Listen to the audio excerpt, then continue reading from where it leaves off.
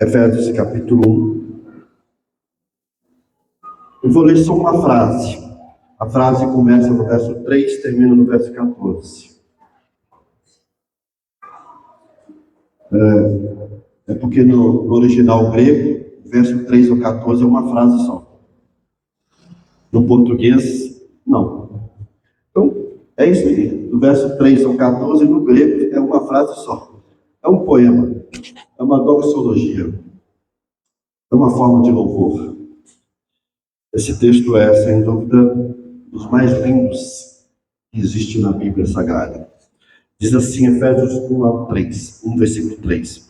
Bendito seja Deus e Pai de nosso Senhor Jesus Cristo, que nos abençoou com todas as bênçãos espirituais nas regiões celestiais em Cristo. Porque Deus nos escolheu nele antes da criação do mundo, para sermos santos e irrepreensíveis em sua presença. Em amor nos predestinou para sermos adotados como filhos por meio de Jesus Cristo, conforme o bom propósito de sua vontade, para o louvor da sua glória, gloriosa graça, a qual nos deu gratuitamente no amado. Nele temos a redenção por meio do seu sangue, o perdão dos pecados de acordo com as riquezas da sua graça de Deus, a qual ele derramou sobre nós com toda sabedoria e entendimento. E nos revelou o mistério da sua vontade, de acordo com o seu bom propósito, que ele estabeleceu em Cristo. Isto é, de fazer convergir em Cristo todas as coisas celestiais e terrenas, na dispensação da plenitude dos tempos. Nele fomos também escolhidos, tendo sido predestinados conforme o plano daquele que faz todas as coisas segundo o propósito da sua vontade, a fim de que nós, os que primeiro esperamos em Cristo, sejamos para o louvor da sua glória. Quando vocês ouviram e creram na palavra da verdade, o evangelho que os salvou, vocês foram selados em Cristo com o Espírito Santo da promessa, que é a garantia da nossa herança, até a redenção daqueles que pertencem a Deus, para o louvor da sua glória.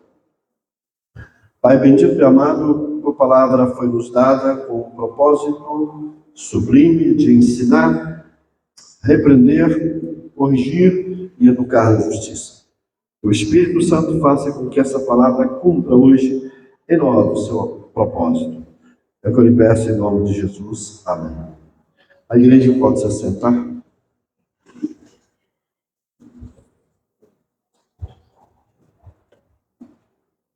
Semana passada, no aniversário da igreja, diga-se passagem, foi uma festa linda, eu preguei sobre a vida comunitária pressupõe esforço. Aquela mensagem faz parte de uma série em Efésios que chama Vida Comunitária. Então aquela foi a quarta mensagem. Hoje eu vou pregar a primeira mensagem dessa série temática em Efésios, cujo título é A Vida Comunitária Pressupõe uma Nova Identidade. Os irmãos estão anotando, uma vida comunitária pressupõe uma nova identidade. Meu objetivo é mostrar que é impossível viver a vida comunitária sem que tenhamos uma nova identidade. É interessante, porque toda comunidade, toda sociedade, de uma certa forma, elas giram em torno de um princípio comum, de um valor comum, poderíamos dizer de uma identidade básica, né? Eu tive a oportunidade de palestrar, por exemplo, no Rotary Club, quando eu era pastor no interior, eles me convidaram para dar uma palestra lá. E é uma sociedade, assim como o Lions Club é uma sociedade, uma comunidade, assim como a maçonaria é uma comunidade. Cada igreja também é uma comunidade que tem um princípio de identidade. Um princípio que, de uma certa forma, inclui e um princípio que, de certa forma, exclui. Porque a identidade tem essa característica. Então, a comunidade cristã não é diferente. O apóstolo Paulo, escrevendo para essa igreja, a comunidade de Éfeso, ele está automaticamente dizendo que existe um princípio comum que os une. Existe um princípio comum que faz com que ele seja uma comunidade cristã. Eu vou chamar esse princípio comum de identidade. Em Cristo nós recebemos uma nova identidade. O que Deus espera de mim e de você é que a gente viva a partir de agora, a partir dessa identidade nova que nós temos em Cristo Jesus. E Deus olha para mim, e Deus olha para você a partir dessa nova identidade, assim que Ele nos vê, né? Dessa forma, Ele não nos vê como velho homem, Ele nos vê como novo homem, Ele nos vê em Cristo. Deus olha para mim e vê Cristo, porque Cristo na cruz me substituiu, morreu no meu lugar, né? 1 Coríntios diz, 2 Coríntios diz que Ele nos deu a sua justiça, então nós temos a justiça dele. O texto que nós lemos, ele vai desenhar para nós, pelo menos, a grosso modo, 4 características dessa nova identidade que nós temos em Cristo Jesus. E é sobre essas 4 identidades, princípios dessa identidade, vamos dizer assim, que eu quero conversar com vocês. Quem é a pessoa que vive em comunidade? Vou pegar essa frase, essa pergunta, para a partir dela mostrar quais são esses 4 aspectos da nossa identidade. Quem é a pessoa que vive a vida comunitária? Primeiro, é uma pessoa abençoada por Deus. Posso ouvir amém? Diga, eu sou abençoado por Deus. Olha o que diz o verso 3. Bendito seja o Deus e Pai de nosso Senhor Jesus Cristo, que nos abençoou com todas as bênçãos espirituais nas regiões celestiais em Cristo Jesus. Então a primeira coisa que eu preciso entender é que eu sou abençoado. Veja bem, isso é um problema doutrinário. Você tem que acreditar que você já é abençoado. Você não veio aqui para ser abençoado. O pastor não vai orar para você ser abençoado. Nós já somos abençoados em Cristo Jesus. Isso faz parte da nossa identidade. Quem são os cristãos? Pessoas que foram abençoadas por Deus. Posso ouvir amém? É interessante porque há um contraste aqui com a visão de bênção do Antigo Testamento. Quando a gente vai para Deuteronômio, por exemplo, 28, e quando fala ali das bênçãos e maldições que nós temos, nós vamos ver que as bênçãos no Antigo Testamento estavam atreladas a coisas materiais. Se você obedecer, a sua terra vai ser bem sucedida, seu trabalho vai prosperar, sua saúde vai prosperar. Ou seja, a ideia é que eles tivessem uma prosperidade material. Grande parte da teologia da prosperidade, eles partem desse pressuposto. Se no Antigo Testamento Deus prometeu bênçãos materiais, então Deus quer que todos nós tenhamos bênçãos materiais. Eles estão tentando transportar para o Novo Testamento aquilo que era peculiar ao Antigo Testamento.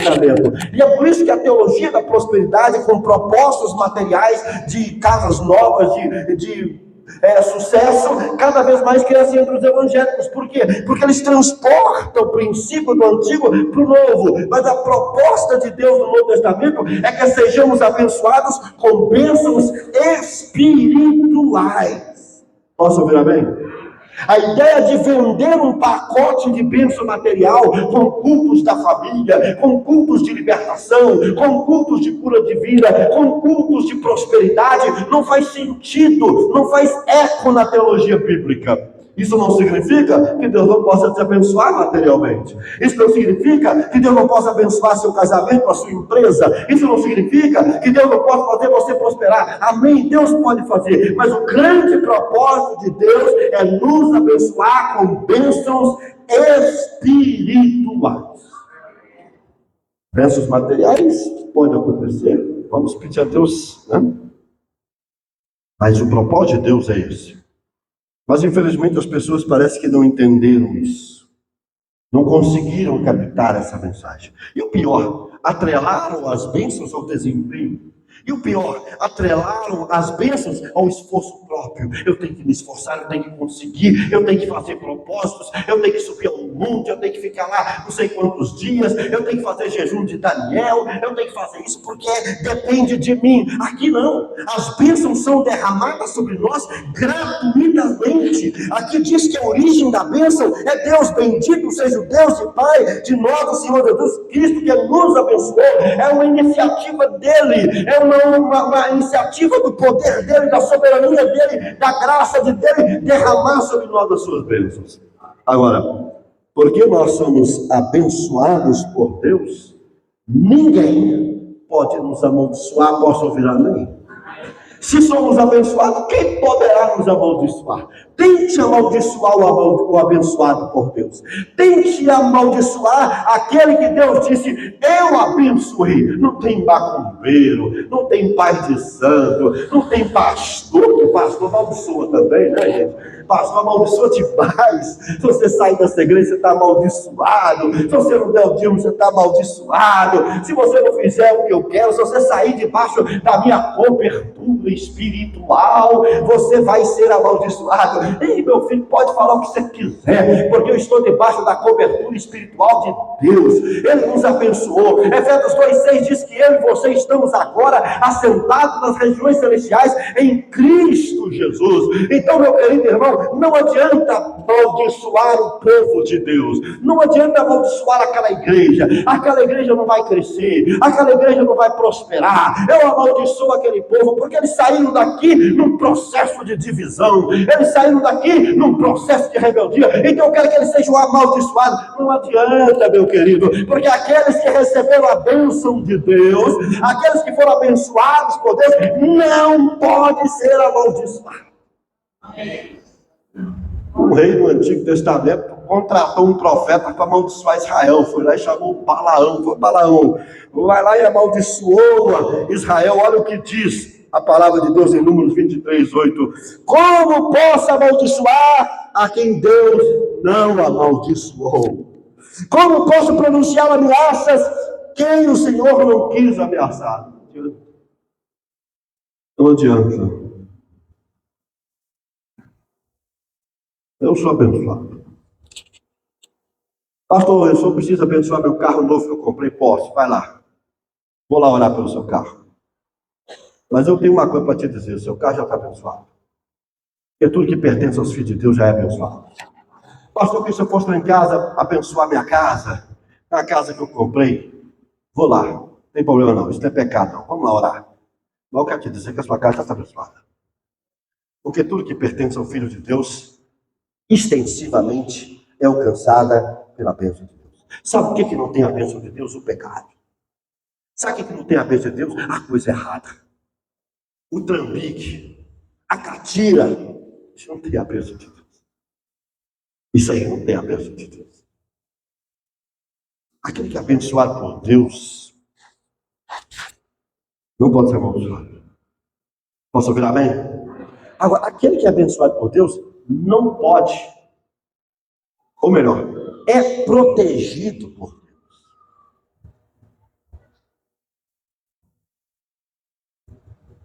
Macumba não pega. Você está protegido.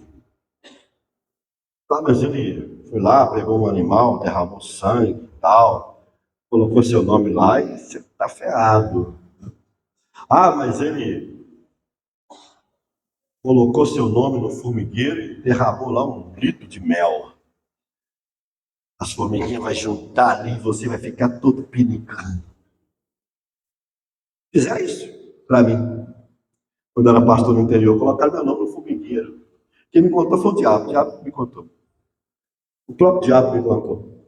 Eu fui expulsar um demônio, o diabo falou assim, o que é isso? Colocar seu nome no formigueiro. E aí, o que aconteceu? Perguntei eu pro diabo, curioso, né?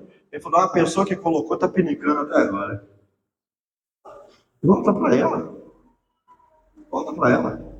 Já tiraram foto minha dentro da igreja para levar para o centro da Macumba. Eu era pastor no interior. Eu fui pastor numa cidade, gente, que era dominada por legiões de demônios. Lá na cidade de Luz. Era uma coisa absurda. O demônio manifestava 20 quilômetros de distância da igreja nossa e falava lá, e falava para eles onde eu estava. E está lá na igreja agora reunido com os obreiros, porque eu ia nessas regiões todas pregar, expulsar os demônios. Então eu era conhecido. Não tinha. Não tem muito tempo, alguém chegou para mim aqui na igreja e falou, pastor, estou fazendo macumba para essa igreja. Eu falei, como é que é o negócio? Não, porque eu vi uns negócios ali na esquina, ali, ó, na parede, me chamou lá, eu fui lá ver. Falei, irmão, o que é? Tá vendo isso aqui? Isso aqui é coisas...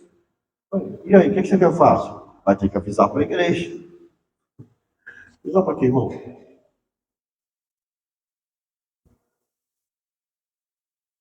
Aquele que tem a bênção de Deus está protegido por Deus. Amém? Você quer destruir o Filho de Deus? Eu estou falando de pastor, não, qualquer um de vocês. Quer destruir o Filho de Deus? É simples. Vá lá em cima, faz o que nem o diabo fez. Vá lá em cima como quem não quer nada, bate um papo com ele, se ele permitir, né? Bate um papo com ele e fala assim, aqui, eu posso ir lá embaixo, mexer na casa dele, eu posso ir lá embaixo, tocar na saúde dele. Se ele falar que pode, aí pode acontecer. Mas fora isso, meu querido, não vai acontecer absolutamente nunca. E se ele disser, pode, fica tranquilo. Porque foi Deus, foi Deus, foi Deus. Foi Ele que permitiu. E quando Ele permite, Ele traz a vitória e traz o livramento. Posso ouvir amém, igreja? Diga, eu sou abençoado pelo Senhor. A segunda característica que esse texto nos mostra da nossa identidade, queridos irmãos, quem é a pessoa que vive a vida comunitária? Primeiro, a pessoa abençoada. Segundo, uma pessoa escolhida por Deus. Diga, eu sou escolhido por Deus. Desse jeito que você foi escolhido por Deus, nessa fraqueza toda, meu Deus. Diga, eu fui escolhido por Deus. Deus te escolheu. Olha o texto, queridos irmãos, verso 4. Porque Deus nos escolheu nele, em Cristo. Nele. Antes da criação do mundo, não foi agora não. Para sermos semelhantes, para sermos santos e irrepreensíveis em sua presença. Em amor, nos predestinou. Eu sou escolhido. Você é uma escolha de Deus. Não foi eu que escolhi Deus. Não foi você que escolheu Deus. Amém, irmãos?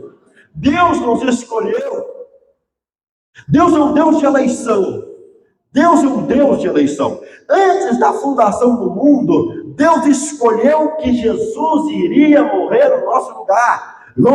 Pedro fala na sua carta que o sangue de Cristo foi conhecido antes da fundação do mundo, ou seja, o sacrifício expiatório, substitutivo de Cristo foi conhecido antes da fundação do mundo. Então, Deus escolheu na eternidade que Cristo viria, antes de existir mundo, antes de Deus dizer, haja luz. Ele disse na eternidade, haja cruz. A cruz vem antes. Por mim, por você, por nós, pelo corpo, pela igreja. Ele nos elegeu na eternidade, porque Deus é um Deus de eleição. É por isso que lá em Gênesis diz que logo após o pecado do homem, logo após a queda do ser humano, o que diz a palavra do Senhor naquele texto? Que a semente da mulher iria esmagar a cabeça do serpente.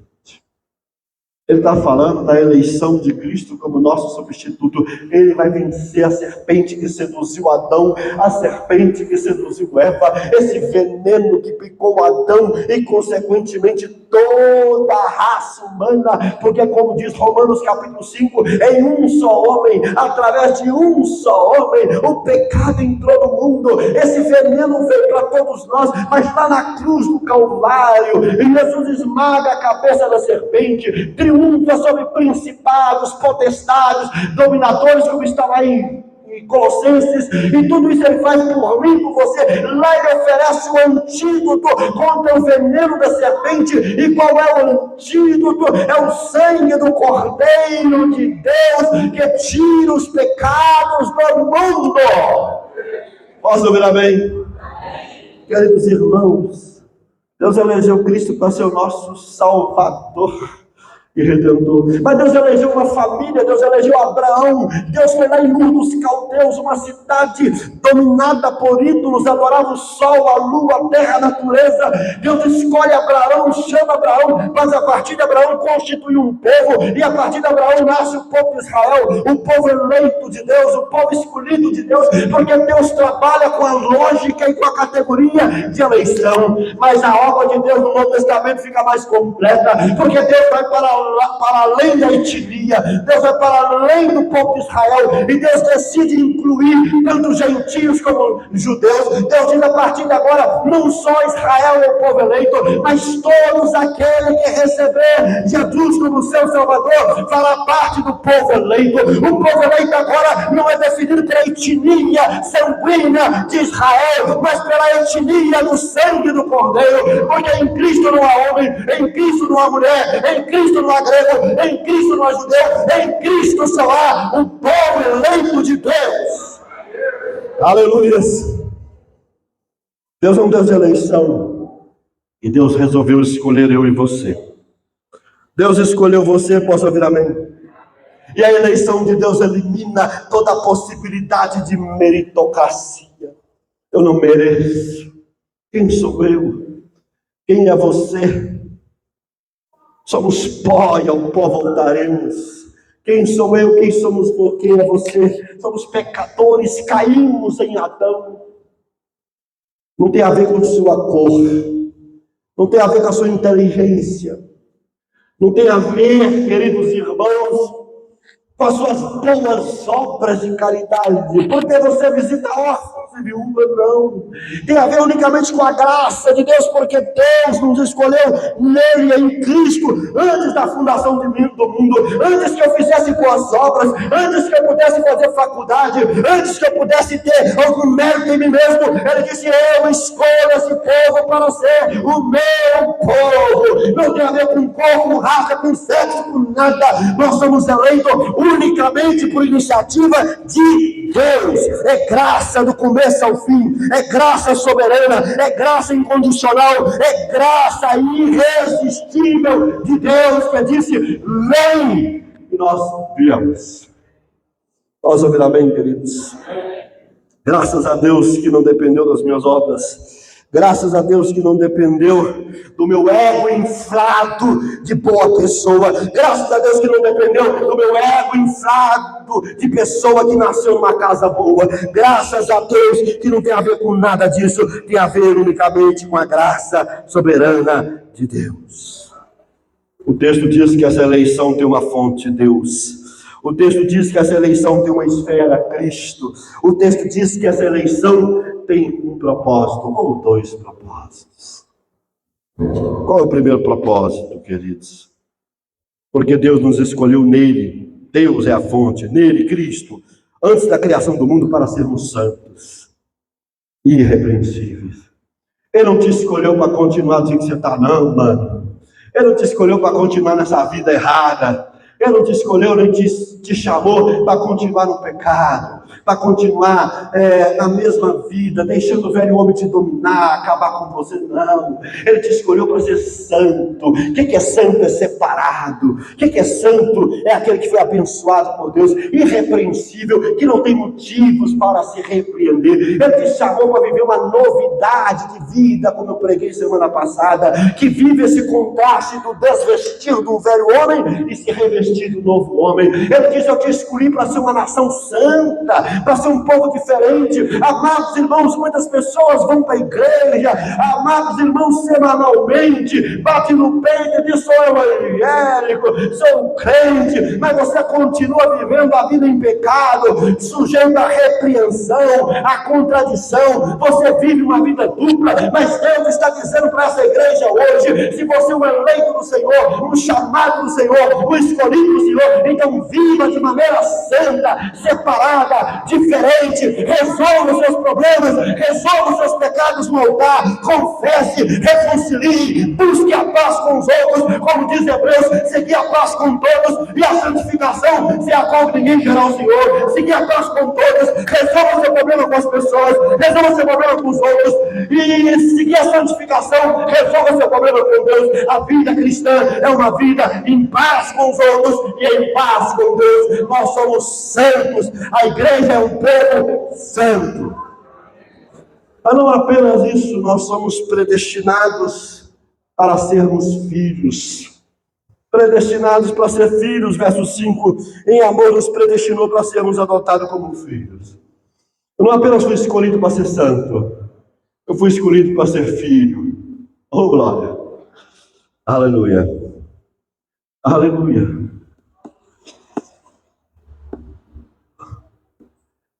Oh, aleluia! Eu fiz um exame hoje chato, fiz uma ressonância magnética, 30 minutos dentro de uma máquina. Eu sou claustrofóbico. Eu já tinha feito esse exame, eu falei, meu Deus, eu vou entrar numa máquina, parece um caixão, vou ficar lá preso, 30 minutos, uma sala fria. Quem já fez sabe como é que é, eu falei, Senhor, me ajuda. E eu fui. Falei, vou esquecer que tem ali um caixão. Não olhei para ele. A moça falou, deita aqui, eu entrei assim, bem de lado, fechei os olhos, de olhos fechados, deitei na maca, antes dela me empurrar lá para dentro. E eu fiquei 30 minutos pregando esse texto para mim. Isso que eu preguei aqui, que eu estou pregando, eu preguei para mim em 30 minutos dentro da máquina. Quando eu entrei lá, a primeira palavra minha dentro da máquina é: eu sou abençoado. Bendito seja o Deus e Pai nosso, Jesus Cristo que me abençoou, eu sou abençoado. E eu comecei a meditação. E eu fui meditando tudo que eu estou pregando para vocês aqui agora. Fui meditando. Aí eu sou eleito. Eu sou eleito. E comecei a falar da minha eleição. E eu estou lá, quietinho. Tranquilo. E eu estou pregando para mim que eu sou eleito. Eu sou escolhido de Deus. Quando chegou nesse ponto que diz que ele me predestinou para ser filho, eu falei, eu sou filho. E aí eu caí lá no Pai Nosso. Eu sou filho, eu posso te chamar de pai. E quase eu comecei a falar em línguas lá dentro da máquina, eu não podia falar em línguas. Eu falei, meu Deus, como é que eu falo em línguas daqui? Eu não posso falar nada, ficar calado. E começou a vir aquela vontade, eu estou lá, Senhor, eu posso te chamar de pai, eu sou meu pai, eu sou meu paizinho. E aí eu comecei a meditar no Pai Nosso inteiro, ponto por ponto, e dizendo, eu sou meu pai, maravilhoso e tremendo. Queridos, quando você entende que você é filho, quando a menina falou, acabou, eu estava na última parte da minha meditação, que é o último ponto desse sermão. Eu falei, já meditei no sermão que eu vou pregar à noite, está pronto. É só pregar, meditei no caixãozinho. Queridos irmãos, mas nesse ponto, quando eu cheguei nesse ponto, eu falei, meu Deus, eu sou filho. Meu pai humano não está aqui para me dar colo, para me abraçar, mas ele está aqui. Ele me pega no seu colo. As pessoas podem jogar em pedra em mim, podem falar mal de mim, podem me difamar, mas o papaizinho está lá comigo no colo e diz, não tem problema. Você é meu filho. Amados irmãos, isso é muito profundo. Quando você entende quem é você em Cristo. Posso virar bem? Quando você entende que você é filho. E é engraçado, amados irmãos, porque ele vai dizer que como filho, nós somos herdeiros. Para sermos adotados como filhos por meio de Jesus Cristo, conforme o bom propósito da sua vontade. O filho tem herança. Nós somos herdeiros. Nós somos ricos. Nós somos enobrecidos. É isso que nós temos que entender, queridos irmãos. Nós herdamos a vitória de Cristo quando Cristo disse, eu venci um. Quando Cristo foi exaltado, é interessante porque Efésios 2 fala que nós somos exaltados também. Não apenas Cristo nós somos filho. Quando Ele venceu, nós vencemos. Quando Ele foi exaltado, nós somos. E por causa de Cristo, nós somos herdeiros de todas as bênçãos de Deus. Amados, quando eu e você adentrarmos a Nova Jerusalém, nós vamos adentrarmos como filho. O filho tem acesso direto à casa do Pai. Não precisa de intermediários que são santos, que seja padre, que seja pastor. Porque a Bíblia diz em Hebreus que nós, pelo sangue de Cristo, temos ousadia para entrarmos no Santos do Santo, posso ouvir amém? Para entrarmos na presença de Deus, para entrarmos no átrio de Deus, na sala do trono de Deus. Sabe por quê? Porque eu e você somos filhos. Deus me trata como filho, Deus não me trata como escravo, Deus me trata como seu filho, herdeiro de todas as coisas. Nós somos aquele filho pródigo que voltou e disse: Pai, basta ser jornaleiro, Pai, basta ser escravo. Não, você não pode ser escravo nem jornaleiro, porque você tem sangue real, você tem o sangue do Cordeiro na sua veia, e esse sangue diz que você é meu filho. Aleluia! Glória ao nome do Senhor.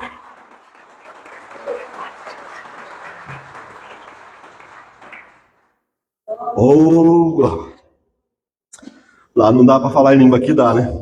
Mas vamos segurando. Queridos irmãos, a pergunta que tem que ser feita é: quem é a pessoa que vive a vida comunitária? A pessoa abençoada, é uma pessoa eleita, mas é também uma pessoa redimida por Cristo. Diga: eu fui redimido por Cristo. Desse jeito. Diga: eu fui redimido por Cristo. É isso que está no verso 7 ao 8, queridos irmãos. Nele temos a redenção. Nele temos a redenção por meio do sangue.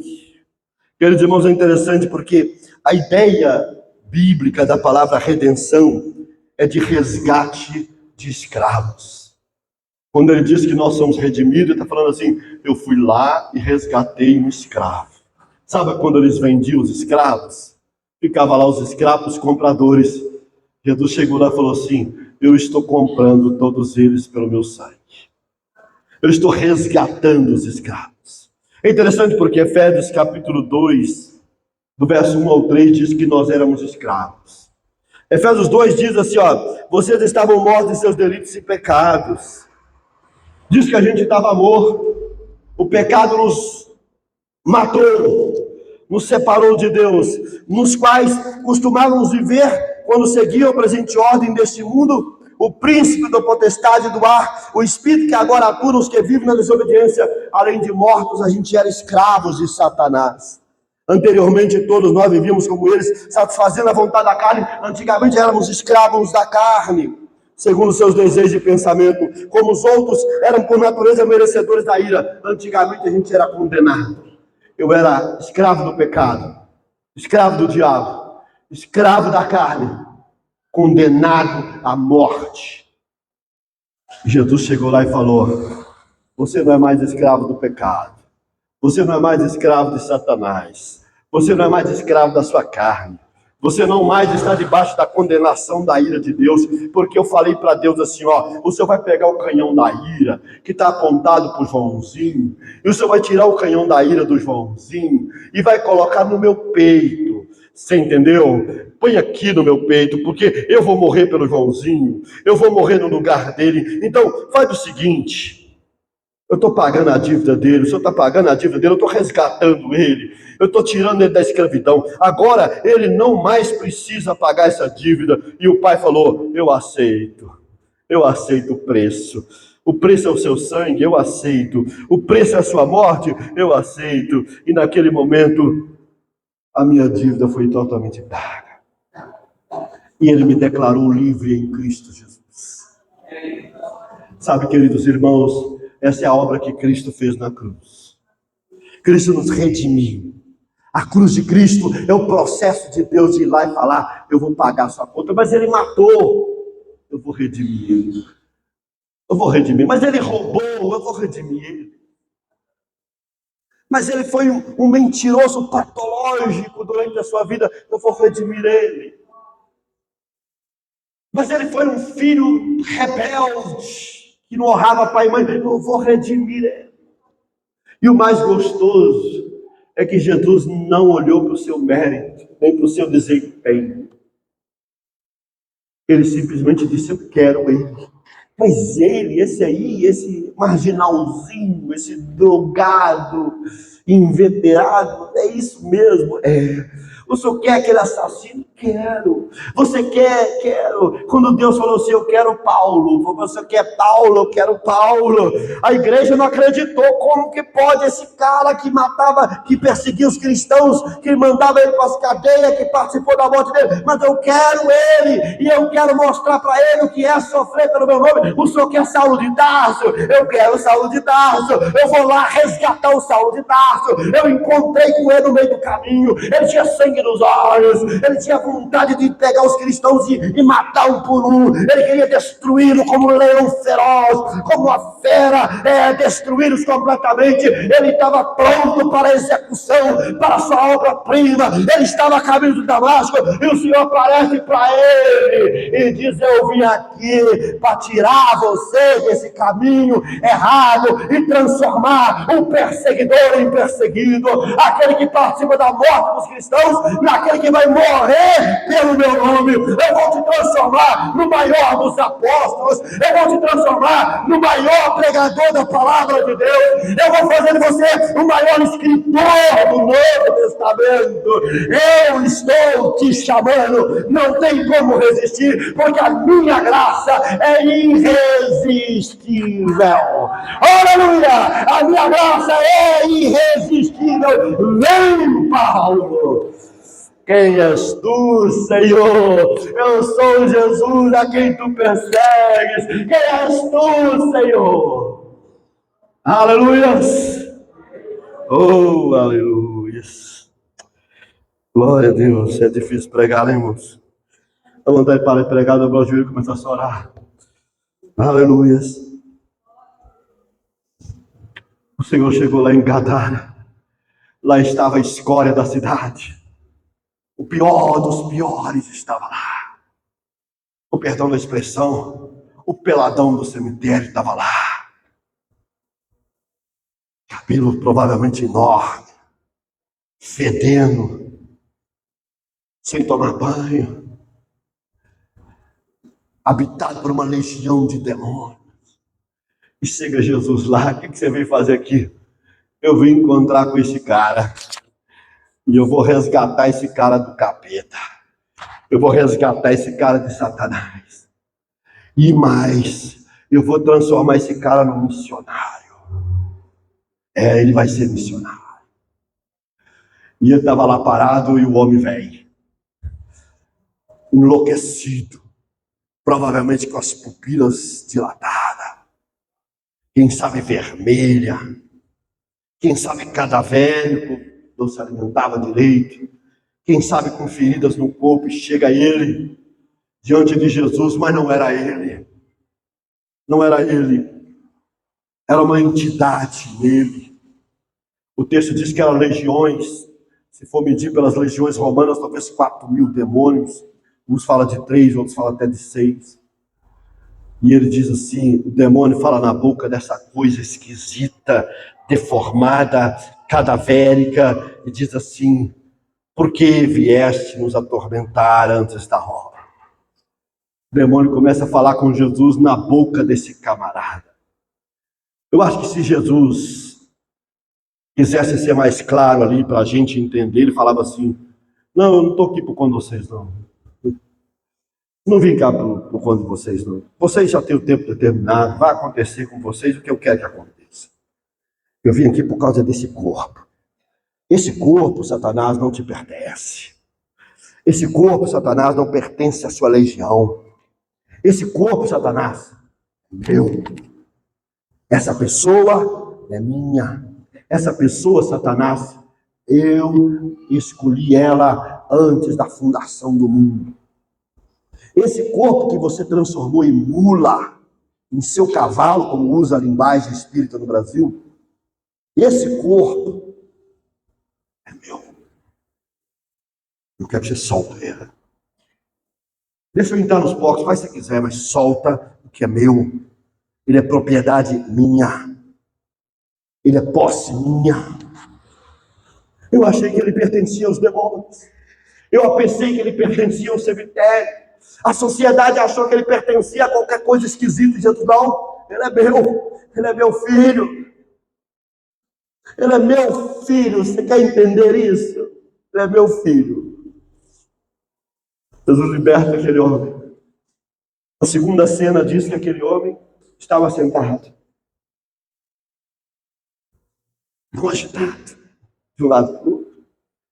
Aquele homem estava com roupa que representa a dignidade, vestido. Não era mais o pelador do cemitério. Aquele homem estava em perfeito juízo, não estava falando coisa com coisa, não estava delirando. Aquele homem experimentou o poder da regeneração, porque a regeneração, ela age de dentro para fora. Aquele homem nasceu de novo. E quando Jesus estava saindo, aquele homem pediu para seguir ele e falou: você vai me seguir, não do jeito que você quer. Você não precisa vir atrás de mim junto com essas pessoas. Você vai me seguir de outro jeito. Você vai ser meu missionário em Decápolis, dessa cidade. Imagina aquele homem chegando na sua família, cabelo penteado, banho tomado, roupa vestida, e dizendo para eles: eu encontrei o Salvador. E vocês podem encontrar também. Qual era o sermão dele? Ele me salvou e quer salvar vocês. Qual era o sermão dele? Ele me libertou e vai libertar vocês. Qual era o sermão dele? O Messias já veio. Eu vi ele. Amados irmãos, eu sou redimido. Talvez você não viveu a vida desse pobre homem. Talvez você não foi o peladão do cemitério. Talvez você não viveu a vida louca como ele. Talvez você foi o certinho, o filho mais velho, o irmão mais velho do filho pródigo. Mas Jesus veio para resgatar você do seu falso moralismo, da sua religiosidade mascarada por uma ideia de que todo mundo erra menos você. Todo mundo é imperfeito menos você. Esse era o discurso do irmão mais velho. Jesus está falando: eu vim salvar o certinho. Eu vim salvar os aparentemente errados, mas eu vim também salvar os aparentemente certos. A redenção de Cristo é a única razão para mim você estar aqui hoje. Posso ouvir amém? Mas é interessante, irmãos, porque a redenção de Cristo, queridos irmãos, não apenas nos transforma perdoando os nossos pecados. Olha aí o que diz o texto, queridos irmãos. Pois vocês foram salvos, estou aqui no capítulo errado. Pois nele temos a redenção por meio do sangue, o perdão dos pecados, de acordo com a riqueza da graça de Deus. Ele derramou sobre nós toda a sabedoria e entendimento. A redenção de Cristo não apenas nos resgatou do mundo pecaminoso, da escravidão. A redenção de Cristo nos deu uma nova mentalidade. Olha o que diz o texto: o qual derramou sobre nós toda a sabedoria e entendimento. A redenção de Cristo iluminou a nossa mente. A gente pensa de maneira diferente, a gente pensa com a luz do Evangelho, a gente pensa com a luz da palavra de Deus. Vocês agora têm entendimento, vocês agora têm sabedoria. Para quê? Para quê? Verso 9. E nos revelou o mistério. Que mistério? Da sua vontade. Que vontade? De acordo com o seu bom propósito que ele estabeleceu em Cristo. Isto é, de fazer convergir em Cristo todas as coisas celestiais e terrenas na dispensação da plenitude do mundo. Ele nos deu inteligência para entender o mistério. Dois mistérios. Mistério do capítulo 3. Qual é o mistério do capítulo 3? No capítulo 3 aparece a palavra mistério, e lá mistério significa que Deus resolveu pegar os gentios, os judeus, e unirem eles num só povo. Jamais os judeus pensariam assim. Porque para eles tinham uma etnia privilegiada, que não se une com ninguém. Os gentios jamais imaginam isso, porque para eles nasceram pagão e vão morrer pagão. Mas o mistério é que Jesus pegou os gentios, pegou os judeus e falou: vem cá, Agora vocês todos são meus filhos. Olha para o lado. O povo da época teve dificuldade, é por isso que lá em Gálatas começou a surgir uma classe especial de crente, o crente judaizante. Você quer converter, tem que circuncidar. Você quer converter, tem que seguir Moisés. Esse não é o evangelho da graça. Mas o mistério aqui é diferente. Se o mistério em Efésios 3 fala da união temporal, espacial, de toda a humanidade em Cristo, o mistério aqui fala de uma unidade cósmica e futura, que vai acontecer quando Cristo vier. Eu vou ler. Qual é o mistério? Isto é, de fazer convergir em Cristo todas as coisas, não mais judeus e gentios, mas todas as coisas celestiais e terrenas. Ou seja, ele vai pegar o cosmos, o universo, a humanidade, os animais, todas as coisas na dispensação da plenitude do tempo, ou seja, quando o tempo terminar. Plenitude aqui é do grego pleroma, quando tudo vai convergir em Cristo. Ele está dizendo o seguinte: no momento, a unidade é todos em Cristo, mas no futuro, é todo o cosmos harmonizado, terra, céu, humanidade, natureza, tudo vai ter uma harmonia perfeita. Porque a redenção de Cristo não visa apenas o ser humano. A redenção de Cristo é cósmica. Vai unir todas as coisas. Quando Ele estiver reinando sobre nós na Nova Jerusalém, céu e terra vai estar unidos. A humanidade vai estar unida. A natureza, tudo. Não haverá mais nenhum tipo de corrupção. Seja do meio ambiente, seja qual for ela, porque tudo vai encontrar a perfeição em Cristo. A redenção de Cristo vai além da minha salvação e da sua salvação. Posso ouvir amém, irmãos? Eu vou ter que ir para frente aqui porque eu estou empolgado.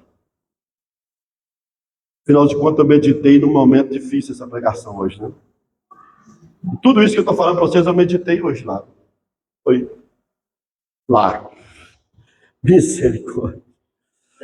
Quem quiser fazer um exame parecido com esse, eu te dou a dica. Esse é o caminho. Medite, deixa Deus. Eu esqueci que eu estava lá dentro. Embora aquilo ali faça um barulho ensurdecedor. Eu nunca vi um negócio fazer mais barulho na minha vida do que aquela máquina lá. Mas, queridos irmãos, eu vou encerrar esse ponto aqui e vou passar por último. A redenção não apenas nos resgata da escravidão, do pecado, do diabo, da carne, da ira de Deus. A redenção não apenas nos traz iluminação da mente para entender os mistérios de Deus, mas a redenção nos enobrece, nos enriquece, nos torna herdeiros. Olha o verso 11. Nele fomos também escolhidos, sendo sido predestinados conforme o plano daquele que fez todas as coisas segundo o propósito da sua vontade, a fim de que nós, os que primeiro esperamos em Cristo, sejamos para o louvor da sua glória. E ele está falando de tudo que nós alcançaremos futuramente. Teremos tudo, a fim de que nós, os que primeiro esperamos Cristo, sejamos para o louvor da sua glória. Ele vai nos enobrecer. Todos nós seremos para o louvor da glória de Deus. Todos nós somos enriquecidos com uma posição de nobreza. Mas em último lugar, quem é a pessoa que vive a vida comunitária? Uma pessoa selada pelo Espírito Santo. Uma pessoa selada pelo Espírito Santo. Verso 13 e 14, quando vocês ouviram e creram na palavra da verdade, o evangelho que os salvou, vocês foram selados em Cristo com o Espírito Santo da promessa, que é a garantia de nossa herança até a redenção daqueles que pertencem a Deus para o louvor da sua glória. Não, eu estava meditando esse último ponto quando eu encerrei meu exame. E eu falei, meu Deus, eu fui selado. E eu comecei a me ver a imagem lá na hora do gado, porque o selo aqui fala exatamente do animal marcado. Quando eles marcavam o animal, estava dizendo que o animal era o quê? Propriedade de um determinado dono. Era isso. O selo aqui é de autenticidade e possessão. Essa marca que você está vendo aqui nesse gado significa que ele é meu. O cara vai lá e rouba o gado, mas o dono vai achar ele porque tem a marca dele, tem a autenticidade dele. Ele está dizendo assim, eu reconheço vocês pela marca. É interessante porque a Bíblia fala da marca da besta, mas a Bíblia diz que os eleitos e os ungidos também têm uma marca. Você foi marcado. Ele está dizendo assim, olha, o Espírito Santo que foi dado a vocês é uma espécie de selo de autenticidade. O Espírito Santo que foi dado a vocês é uma espécie de selo de propriedade. O Espírito Santo que foi dado a vocês é uma espécie de selo de proteção. Então, quando as pessoas olham para nós, vê um selo. Quando o diabo olha para mim e para você, a primeira coisa que ele olha é se tem selo. Opa, não tem selo? Pode pegar. É um cavalo selvagem, pode pegar. O diabo pega, qualquer pessoa pega. Mas quando ele olha para aquela pessoa ali, e ele vê o selo do Espírito Santo, ele diz, esta pessoa é intocável. Ah, mas ela não é nem pastora, ela é analfabeta, ela já está velhinha. Não importa a idade, não importa o diploma, não importa nada, só importa uma coisa, ela tem um selo de autenticidade, ela tem um selo de propriedade, ela tem um selo de proteção, tem, então passa longe, Satanás, passa longe, Satanás, porque essa pessoa, ela é garantida por Deus. Posso ouvir amém? Amados irmãos, o selo do Espírito Santo é resultado da nossa eleição soberana. Quando Deus da eternidade me escolheu, quando Ele escolheu você, essa eleição é resultado dessa eleição soberana, é resultado da redenção de Cristo. Aquele que nos redimiu também nos selou. Ele foi lá no mercado dos escravos, pegou você, escolheu você, chamou você, trouxe você para cá e selou você com o Espírito Santo. Nenhuma pessoa pode te comprar, nenhuma pessoa pode te roubar, nenhuma pessoa pode desviar você, porque agora você é propriedade autêntica e protegida pelo grande eu sou, pelo Alfa, pelo Ômega, por aquele que tem todo o poder nos céus e na terra. Posso ouvir amém? Aleluia!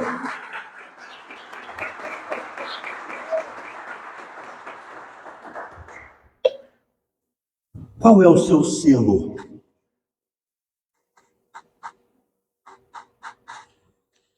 Qual é o seu selo? O meu selo é que eu sou um parreira. O meu selo é que eu sou um leal. Qual é o seu selo? O meu selo é JC. Jesus Cristo, o Rei dos Judeus. Aleluia.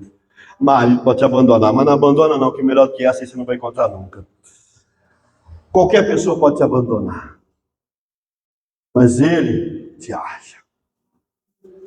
Você pode até fingir que ignorar Deus.